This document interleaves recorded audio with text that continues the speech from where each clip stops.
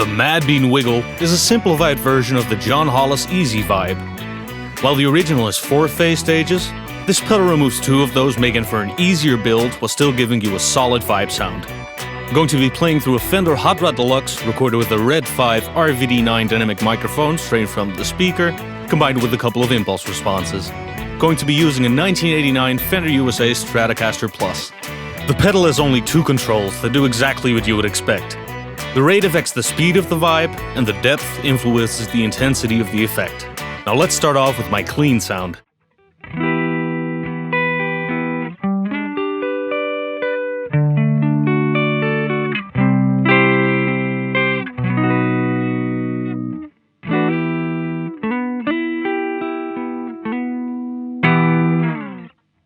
First I'll show off the range of the rate knob. So with the depth at noon, first the rate fully turned down.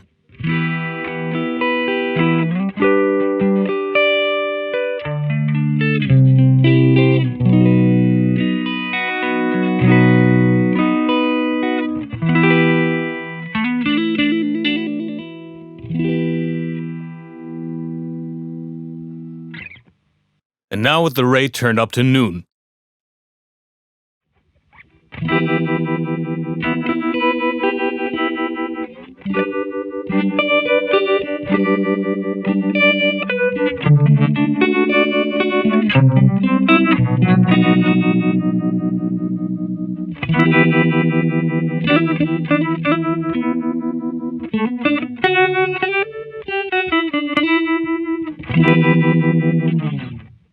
And now the rate maxed out.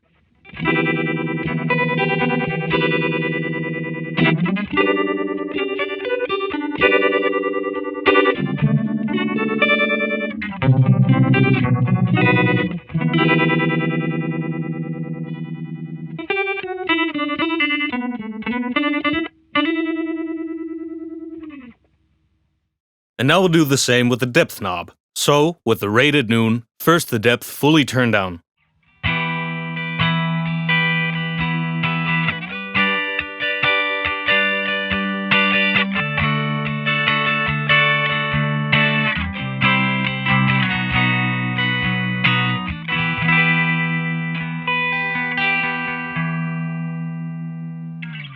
Now, since you've already heard the depth at noon the entire last segment, I'll just show it off at max.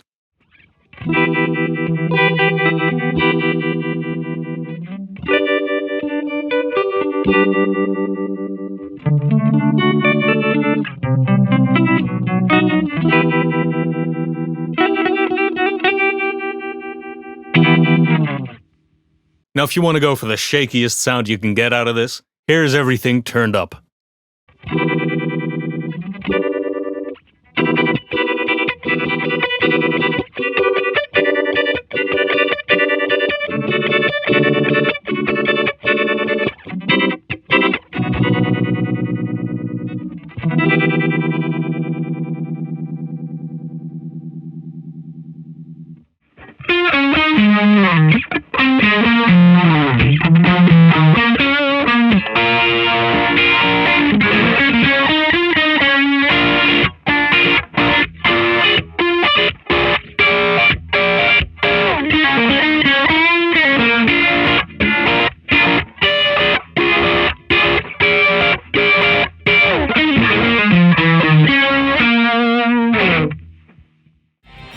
As far as the components go, I kept mine completely stock, sticking with the suggested parts wherever possible. The documentation suggested 2 photocells for the optical part of this circuit, but I wasn't able to source either of them. The first one was rated with a light resistance of 5 to 20K, with a minimum dark resistance of 20 meg. For the second one, the store page didn't list all the specific resistances, and I am still no good at reading data sheets, so I wasn't able to figure that one out. The closest thing I was able to source had a light resistance of 8 to 20K and a dark resistance of 1 meg. I figured I might have to look into further options later and possibly replace them, but I ended up quite happy with the sound these provided. By the way, make sure to not forget to black out the voltage bias LEDs in D2 and D3, so otherwise they might interact with the photocells. The documentation suggests blacking them out with a Sharpie, but I ended up wrapping some electrical tape around it, which also worked out fine.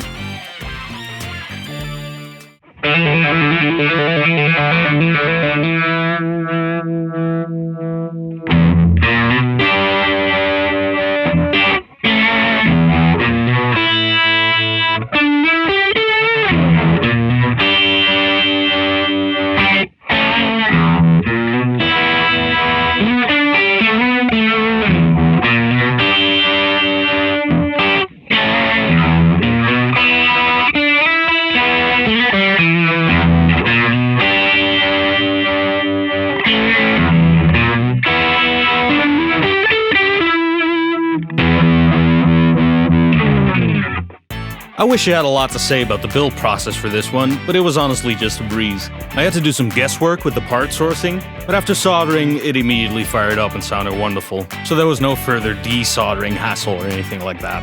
The drill guide in the documentation shows the PCBs designed for a 1590G enclosure, but I went with the 1590B. This obviously meant I didn't have to worry about space whatsoever. I thoroughly enjoyed building this one, and once again, props to Madbean.